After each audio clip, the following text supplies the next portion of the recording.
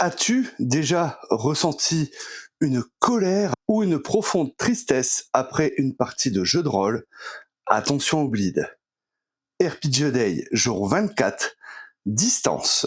Le bleed, c'est ce moment où la frontière entre toi et ton personnage s'efface. Ses émotions deviennent les tiennes et tes frustrations personnelles déteignent sur son comportement. Évidemment, cela peut créer des scènes intenses où on va ressentir des émotions et c'est important en jeu de rôle. Cependant, parfois, ça peut être lourd à porter. Comment gérer le bleed en JDR? Tout d'abord, tu peux créer des rituels de sortie, des débriefs avec les autres joueurs. Ça peut être des rituels un peu plus personnels, mettre de la musique, écrire un résumé de la partie, ou au contraire, faire totalement autre chose, regarder une vidéo YouTube ou regarder une série. Certains utilisent également une technique, c'est celle d'enlever le costume de son personnage. Dire à voix haute, je ne suis plus le nom de mon personnage, je suis, et dire son prénom afin justement de marquer une rupture. Ensuite, si tu sens que après une partie, même après le débrief, tu as encore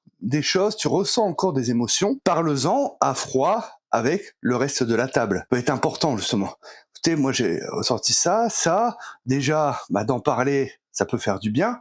Peut-être que les autres vont te donner des conseils. Peut-être que les autres ont ressenti aussi ces choses-là. Et ça peut aussi désamorcer certaines situations. Se dire que, non, c'est pas la personne, le joueur, la joueuse qui m'a dit ça, c'est son personnage. Ça permet de mettre une distance parce que, il ne faut jamais oublier, qu'en jeu de rôle, le jeu est virtuel, mais les émotions, elles sont réelles. Est-ce que ça t'est déjà arrivé de ressentir du bleed à la fin d'une partie? Est-ce que tu as des rituels que tu pourrais partager avec d'autres pour passer ce bleed? Les commentaires sont là pour ça, comme d'habitude, et je vous dis à demain pour le RPG Day.